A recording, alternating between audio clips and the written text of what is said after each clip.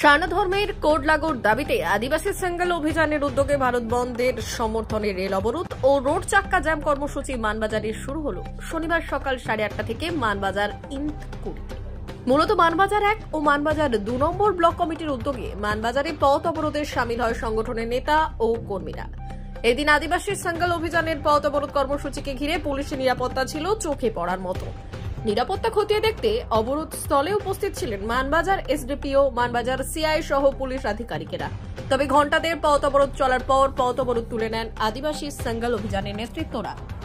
আমরা এই কারণেই অবরোধ করতে বাধ্য হয়েছি, ধরুন স্বাধীনতার পর ৭৫ বছর অতিক্রান্ত হয়ে গেল।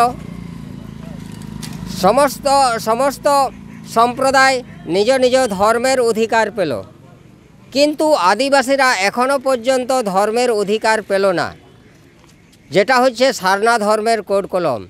এই কারণে আমরা আজকে রোডে নামতে বাধ্য হয়েছি। এর আগে আমরা লিখিতভাবে বিডিও সাহেবের মাধ্যমে রাষ্ট্রপতিকে জানিয়েছি, রাজ্যপালকে জানিয়েছি এবং বিভিন্ন দপ্তরে আমরা যোগাযোগ করেছি। এরকম অফিসিয়ালভাবে অনেক কিছু করার পরেও কিছু সুরাহা হয়নি, যার জন্যে আমরা রোডে নামতে বাধ্য হয়েছি আজকে। আমার নাম সুশীল কুমার মুর্মু।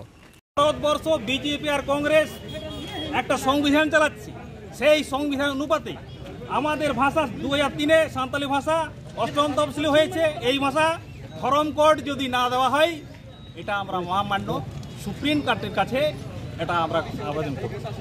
এটা যদি না হয়, এটা বিশ্ব দরবারে জানাবো।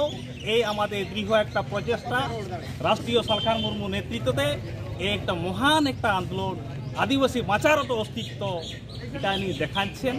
আমরা আজকে হয়তো কম আছি, একদিন আমরা বৃহৎ একটা আন্দোলনে যাব।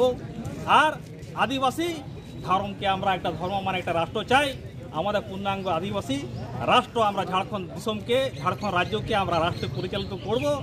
এই আশা রেখে এই আন্দোলনের যে আমূল গতি, আদিবাসী সেঙ্গেল অভিযান, আমাদের রাষ্ট্রীয় লিডার সালখান মুর্মু এই তার নেতৃত্বে এই ধর্ম কোড আজকের মূল ইস্যু। সারনা ধর্ম কোড যাতে পাওয়া যায় সরকারিভাবে। আমরা 2003-এ যে ভাষা আমাদের দেওয়া আছে, যেহেতু ভারতবর্ষে পার্লামেন্টে স্বীকৃত হয়েছে, আমাদের সরকারি ভাষা এটা পাওয়ার কথা, আমরা আইনগতভাবে পাইনি। ওই ভাষা ধর্ম সারনা ধর্ম মানে আদিবাসী রাষ্ট্র যাতে পায়, এই জন্য আমরা এই ধর্ণা প্রদর্শনের মাধ্যমে আজকে মূল উদ্দেশ্য এই বলে আজকে সভা আমাদের এখানে।